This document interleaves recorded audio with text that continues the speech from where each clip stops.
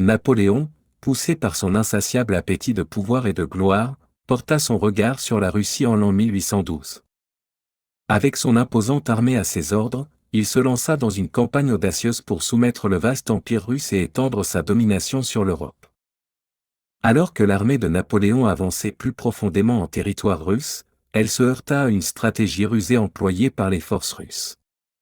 Au lieu de s'engager dans des combats directs, les Russes adoptèrent une tactique de terre brûlée, se retirant dans l'étendue de leur territoire tout en détruisant systématiquement tout ce qui pouvait soutenir l'armée envahissante.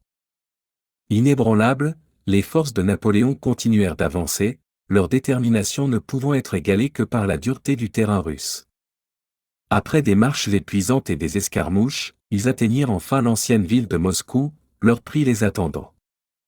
Mais à leur entrée dans la ville, au lieu d'un accueil triomphal, ils furent accueillis par un silence étrange, les rues étaient désertes, et la ville autrefois vibrante semblait avoir été abandonnée par ses habitants, le peuple russe avait fui, laissant derrière lui une ville fantomatique. La confusion se transforma en consternation lorsque l'armée de Napoléon réalisa que leur conquête de Moscou était une victoire creuse. Sans personne avec qui négocier et sans fourniture pour les soutenir, ils se retrouvèrent piégés dans une ville dépourvue de vie. Puis, le désastre frappa.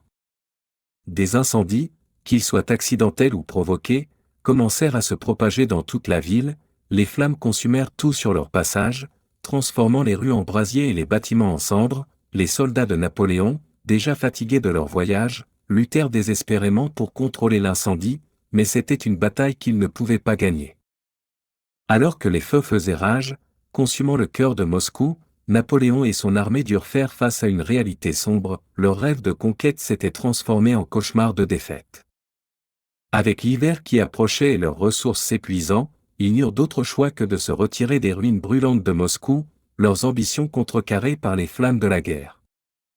Ainsi, l'incendie de Moscou devint un chapitre tragique de la campagne de Napoléon, un récit édifiant des périls de l'ambition démesurée et de la nature impitoyable de la guerre. Il sert de rappel que même les conquérants les plus puissants peuvent être humiliés par les forces de l'histoire.